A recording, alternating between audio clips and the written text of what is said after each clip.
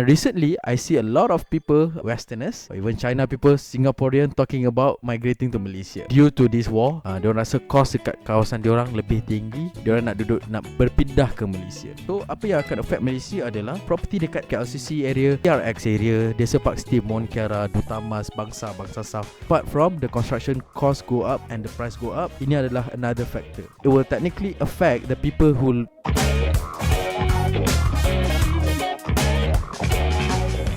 Right, welcome back to Dengar Baik-Baik Podcast, brought to you by Killer Hartana. Okay, Zakri, apakah topik hari kita ni? Hari ini Hari kita Cepatlah, Zakri, Alright, topik hari kita ni. Topik hari ni. Okay. Alright. Kenapa Gen Z sampai ke sudah tak beli rumah? Kenapa William? Sampai ke sudah tak beli rumah. Actually, tak faham sikit lah. Maksudnya kenapa? Sampai ke sudah tak beli rumah. Maksudnya kenapa Gen Z sampai sekarang pun tak beli rumah lagi? Macam tu. Okay, I think budget good. Budget and lifestyle. Aku rasa Main adalah issue. Aku rasa adalah kesedaran. Kesedaran apa? Kesedaran dan knowledge. Knowledge Betul. Diorang tak ada awareness kot. Tapi knowledge sekarang banyak, senang orang dapat. Diorang benda tu tak reach diorang kot. Sekarang knowledge banyak dekat TikTok pun. Tapi mungkin algoritma tu tak catch diorang punya konten-konten tu. Tak sampai kat diorang. Faham? So yang sampai kat diorang adalah belilah ini. So kenalah join dengan Baik-Baik Podcast untuk belajar more knowledge. Promote. Alright. So macam biasa, kita kutip banyak NGLs. Yang kali ni memang banyak lah. Kalau pasal Gen Z, kita akan dapat sebab dia menggema dengan why you laugh? Bergema. Echo with Gen Z. Oh, okay. Bergema lah, yalah. Okay, betul. Betul lah. Why you laugh? I thought kau nak cakap kena mengena. My Malay is better than you, bro. Alright. Okay, first NGL. You go. Okay, you guys endorse Gen Z beli rumah. Tapi realistically, gaji berapa yang cukup untuk beli rumah sebenarnya? Kat KL ni susah untuk cari yang bawah 400,000. Sebenarnya banyak dekat KL. Actually, yes. Okay, kalau nak cakap pasal subsale tu sangat banyak. Dekat kawasan-kawasan yang premium, dekat kawasan-kawasan yang sangat okay pun, ada property yang harga bawah 300,000, 200,000 lebih. Actually tak ada subsale. You tengok rumah WIP. Rumah WIP starting lah. from 300,000. It's starting. Memang 300,000. Maximum. 300,000 ringgit. 300,000, So sangat-sangat okay actually. Ataupun actually ada launch yang macam studio lah, tapi dia 200 lebih K. Right, okay juga mah. Anyhow you single ataupun couple pun studio is enough. Selangor ada lagi satu affordable segment, SAMM, Selangor Service Apartment mampu milik 250,000. Yang tu pun I think quite hot Sam tu. Betul. Tu normally laju je. Tapi size dia pun lebih kurang kecil sikit lah actually. Betul. Tapi itu align lah dengan Gen Z. Betul. Gen Z tak you don't want kids or you want only one kids, okay lah, ngam lah. One two better, settle. Tak perlukan rumah besar dan apa semua. Sebenarnya ada, tapi kena pandai cari. So pergilah dekat website-website yang betul. Jangan pergi mudah tu, jangan pergi mudah sahaja.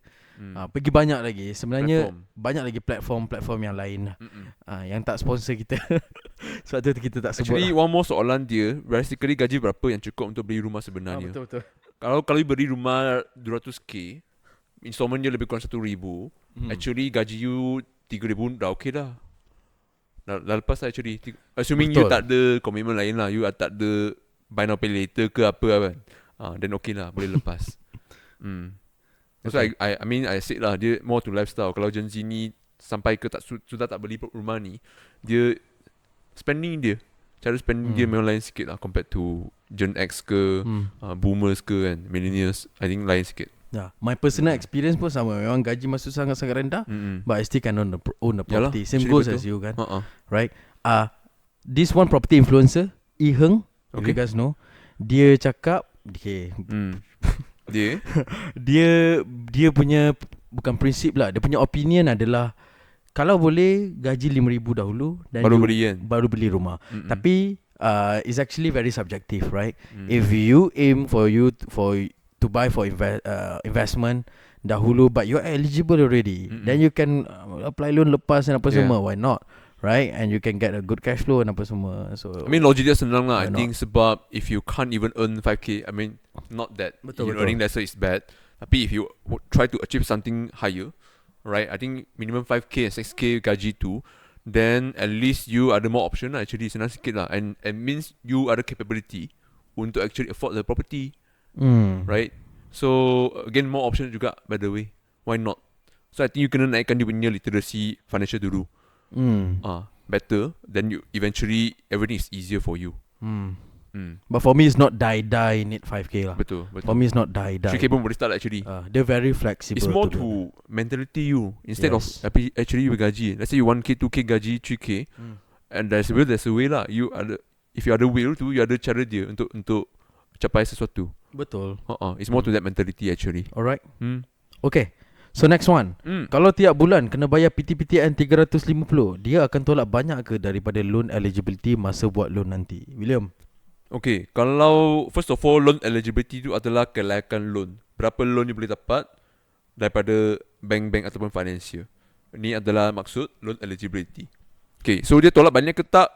Kalau bulanan 350 PTPTN, yang penting actually PTPTN ni adalah salah satu faktor ataupun consideration daripada bank yang not that major. In fact, I mean it's not promoting not to pay PTPTN, tapi if you don't have a nice repayment for PTPTN pun, dia tak affect banyak sangat lah to you punya overall profile. But in this case, you tanya tentang you punya kelayakan loan, right? Berapa loan boleh dapat tu, dia affect actually. I mean 350 lah per month. You punya income tu kurang 350 lah untuk bayar PTPTN ni. Tu je, straightforward actually. Betul. Yang boleh dibayar, yang boleh dihutangkan kurang RM350 lah. Yes. Banyak ke tak ni, tengok you punya gaji lah. Kalau gaji you 3,000, is more than 10%. Then banyak lah. Banyak. If you gaji you 5,000, 10,000, then kurang lah macam tu. Betul. Okay, next. Possible ke harga rumah naik macam gila selepas ni? Considering perang Iran-US pun tak ada nampak.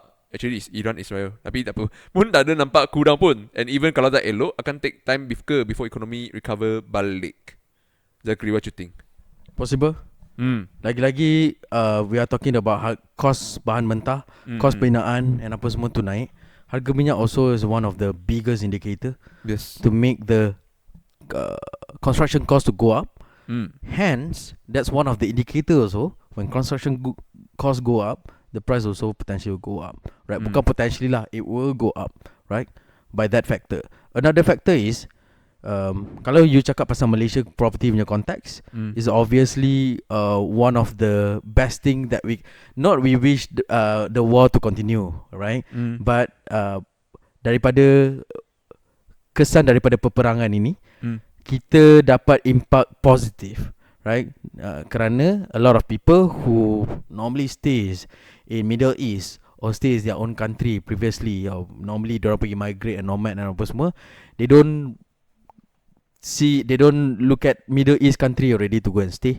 Diorang akan cari kawasan yang lebih murah dan lebih selamat. Betul. One of the best place is Malaysia. Alright, other than that is Indonesia, Thailand dan apa semua tu lah, right? But infrastructure wise and cheap, best affordable for them is And safety lah. safety is technically Malaysia lah. Dengan polisi yang kita ada untuk foreigner and apa Expats, semua, yes. expats, right? Kita ada MM2H and apa semua tu lah, right? So Malaysia adalah salah satu best options.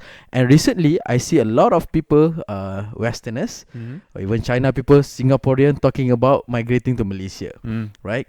Regarding due to this war, diorang rasa kos dekat kawasan diorang lebih tinggi, diorang nak berpindah ke Malaysia.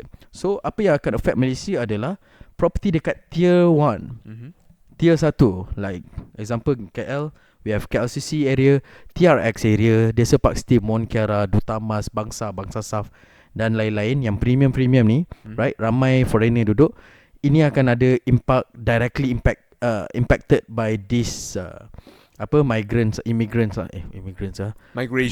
migration lah, daripada luar datang masuk dekat negara kita, right? Sebab diorang nak duduk dekat kawasan tier 1 ni, jadi dia akan membuatkan demand dekat kawasan ni lebih tinggi, hence rental will go up, property price will also go up. Apart from the construction cost go up and the price go up, ini adalah another factor, right? It will technically affect the people who gets to see this tier 1 is less affordable for them to go tier 2. So tier 2 akan dapat spill over juga daripada ketidak affordability kan. Affordability kemampuan ketidak mampu milikan. Yes. Di kawasan tier 1 dah berpindah kepada tier 2. Jadi tier 2 area akan lebih tinggi in demand, property price will go up, same goes to tier 3, spill over daripada tier 2 dan apa semua tu. So technically bukan tier 1 saja impacted, dia akan dapat juga spill over kepada tier 2 dan 3. So overall potentially property price will do better in terms of price. Not better in terms of price tu lebih murah, tapi better in terms of property market will become better and better. So property price will potentially go up by time lah. Okay, daripada kesan peperangan ini. Actually I want to add on one more thing. Semua persoalan ni actually boleh dijawabkan if you baca sejarah. Walaupun sounds boring, tapi it is the easiest way. It's the easiest way to really see how things traverse lah over time. So if you look at just 3-4 years ago, it's 5 years ago already, when the Russia-Ukraine war started, or even way back to 2004, which is 22 years from now, right ago. That one is, you have the US declare war on Iraq, I think, by 2004. So, that time pun, I think the global oil price pun affected juga, especially when Middle East affected sekaligus kan. Compared to now, do you think the price is cheaper? Not really. So across all these so-called anomalies, right, kita nampak yang negative punya events, let's say war ke, let's say any natural disasters ke, these are just one of the few dots along the look at the so-called major trend. Right, in Chinese kita ada satu word, it's called 趋势. I think translate to English is called mega trend. The macro punya view lah on things. Generally, if you look at from a 100 or 1,000 years punya point of view, things are growing better. Let's say if you pick, you want to bond today, 2026, with all the TikTok access in your phone, Wi-Fi semua tu connected together, and can go pretty much everywhere through flight. Senang kan, actually. Compared to, let's say 1,000 years ago. You want to go back time? Not really. By then, you punya age to matang is like 10-20 years old. And most people die at 30 or before that. It's not that good lah. So macro trend ni basically is growing overall. Same goes to property price juga. Tak kira apa-apa happen in between. As long as kita human ni tak end our own civilization lah. Through let's say nuclear war semua tu. Then I think this will continue. That's an assumption lah. Alright. Okay, good. Wah. Next. Good info on your podcast, guys. But thank you. But realistically speaking, sebab dia cakap good info. Okay.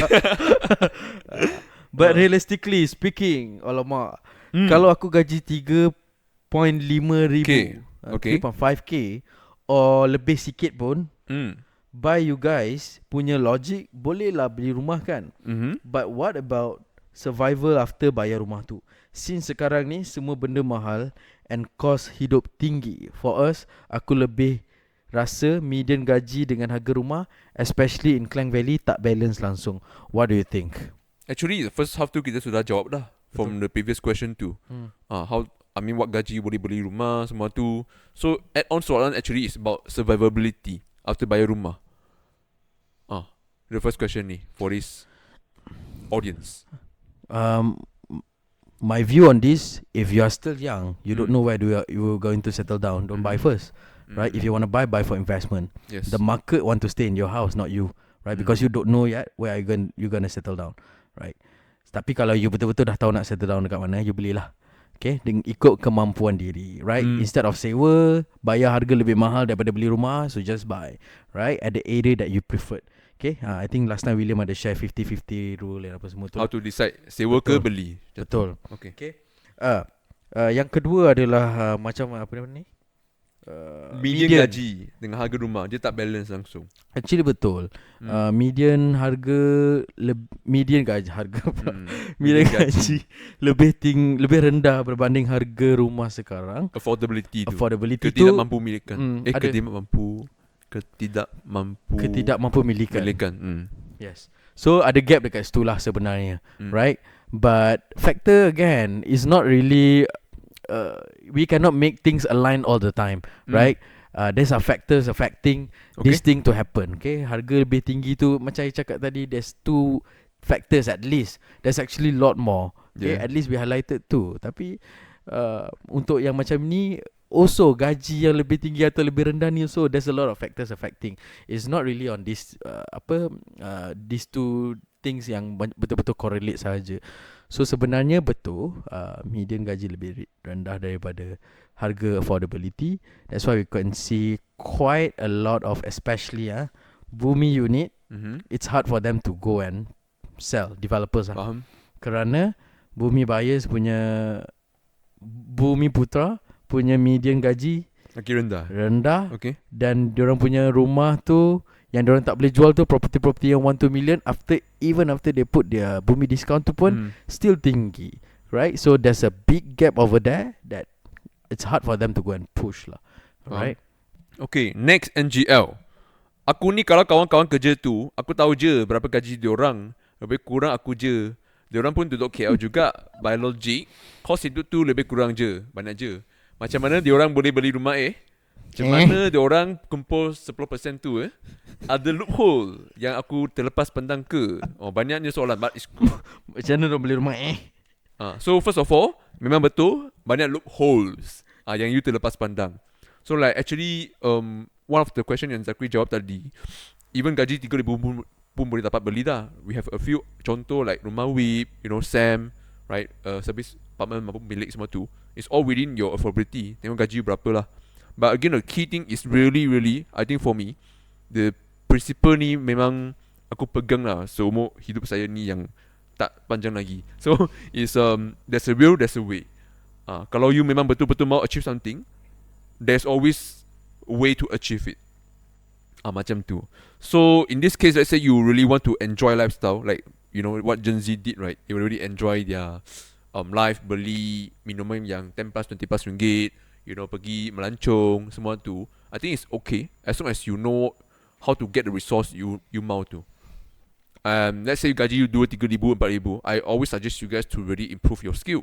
Find a way to, naikkan you punya value. Because gaji tu is more to what you can provide the value to. I mean, think of you as a boss. You adalah boss.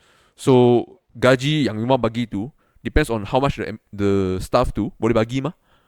Kalau dia buat, let's say cashier, cashier just basically transact je, just arrange the movement of money, right, from your buyer, right, into your account. That's all, right? So of course your punya value tak tinggi. Cashier you cannot go 5k, 6k, 10k punya gaji, tak dapat, right? So you want to find something yang get more value, give more value to your company ataupun even yourself lah. That's how you get more money. So I really think money is not that hard to get, to be honest. You really just need to learn and find and work on it. Actually, that's all. Like, we have a few offers from, I think our team here, looking for hustle income, right? Every edit video and get some extra income. Why not? Right? People will pay for for expertise because you're giving that value. It's about value lah actually. Then solve all the questions already. Like, gaji rendah. I mean, all this memang boleh solve as long as you cari cara. How improve your skill? Apa skill yang tak ada lagi sekarang? For example, pakai Claude, AI agent, build AI agent for your work, for your company. When the boss see you like, wow, you give more value, you help to automate more processes, lowering down the OPEX, which is the operation cost. Well, you deserve more pay because you make more money for me, net wise. Aku rasa first kali kau pergi tanyalah kawan yang berjaya buat tu. Betul. Pergi tanya tips kat dia. Actually yes. Sebab you think ya gaji lebih kurang, and pergi tanya dia apa benda yang lain dengan what you do. Dia buat. What you are doing right now. Apa yang beza tu? Apa yang menyebabkan dia boleh simpan 10% dan apa semua tu. Mungkin ada kawan you cakap, sebenarnya beli rumah tanpa modal je. Yes. Ada yang cakap, actually dia memang betul-betul save 10%, ataupun dapat duit daripada mak bapak dia dan apa semua. Tu main Mobile Legend, dia buat side hustle lah. Betul. Edit video ke apa kan. Ada yang mungkin jadi content creator ke part time, we don't know, right? Yep. So that's that kind of thing. So go and ask the people yang successfully do that, right? Pergi tanya dia apa tips orang. Okay. Good. Next. Okay, memanglah 10-20 tahun lepas harga rumah rendah, tapi gaji bapak-bapak kita dulu pun rendah juga. Macam mana diorang senang beli rumah tapi kita asyik kena reject je. Apa yang berubah sebenarnya? Apa yang berubah? Tak ada. Ada. Lifestyle lah. Like I said, lifestyle lah. Lifestyle. You mau enjoy, you mau play games, you mau beli, beli minuman yang 10-20 ringgit lebih, you mau melancong merata-rata tempat, okay je. As long as, like I said, you know how to get the resource legally. Because I heard for some people memang buat illegally lah, like simple deposit haram semua tu. No. Tapi tak apa, that's another topic. but do it illegally, right? You can enjoy actually, no problem. Right, but before that, make sure you reach that level lah to enjoy. Dan sebenarnya aku rasa apa yang diorang tak faham ni, macam kenapa dulu boleh lu lepas, okay, contohlah lifestyle diorang lebih kurang, diorang dah struggle gila habis dah ni. I mean, when's your last time your parents beli boba, for example, or Starbucks? So that's the thing lah. When's the last time? Mungkin tak ada kot. Okay. Tak pernah tengok kan? Kita tolong diorang yang macam memang lifestyle diorang memang very strict. Masak dekat rumah, spend RM500 dia ke bawah untuk makan every month. So if you are talking about that context kan, okay, sebenarnya dia ada satu cara tau. You have to betul-betul structure you punya perjalanan hutang ni, right? Ada orang rasa kereta tu keperluan, tapi sebenarnya tengok balik, sebenarnya tidak. Dia just a need, not a apa tu? Not a must The needs bukan wants. Wants. Dia sebenarnya wants, bukan not needs. need, yes. Right? So sebenarnya boleh nak beli kereta, boleh, right? So if your gaji is limited, if you buy car first, it's gonna be limited for you to go and buy a house, right? So dia ada beberapa cara yang kalau you nak pergi travel dan apa semua ada. Tapi macam environment kita, yes, we always normally see these people doing, diorang beli property dulu, generate cash flow, beli 1-2 property, generate cash flow, then diorang dapat balik loan eligibility, then they can buy a car. And sometimes dia car tu dapat bayar dengan secara percuma sebab diorang dapat extra cash daripada rental diorang ni, right? Bayar bank 1,000, dapat rental 1,500. So extra 500 daripada satu rumah. Boleh lah beli, enjoy apa-apa kan. Boleh beli Beza for free, right? Those kind of thing. 500 je ke? 500 lah dapat monthly, okay. Kan? So at the same time dapat extra cash lagi, boleh pergi travel, right? Yes. So kena susun sebenarnya, ada cara-cara dia, right? So cara-cara dia kena pergi mana? William? Mana? Dengan Baik-Baik Podcast. Kita share all the proven way. And also actually pergi juga one event nama dia FIRE, Financial Independent, Retire Early. Fire you punya boss, enjoy your life. How to do it? Join this event, link dekat bawah, fire.farcapital.com.my. Event ni akan, the full day seminar ni, kita akan share you the proven tips from the experts, right? And the proven one lah. Diorang come from B40 juga, grow all the way until their current punya level, enjoy life, bring family jalan-jalan semua tu, right? So learn all this for, in a way, very minimum amount lah. I think the ticket is just for 100-200 only total, right? You can join lah and learn full day and really execute from this learning. I think this is very important. Not just sembang gembang, like just talk about it, but it's things that really can execute right after you listen. Alright. So yeah, these are the events you should join, and we'll see you there lah. Alright. Okay, so I think that's all. We'll see you in our next episode dengan Baik-Baik. Right, thank you guys. Bye Zakri. Bye. Bye guys.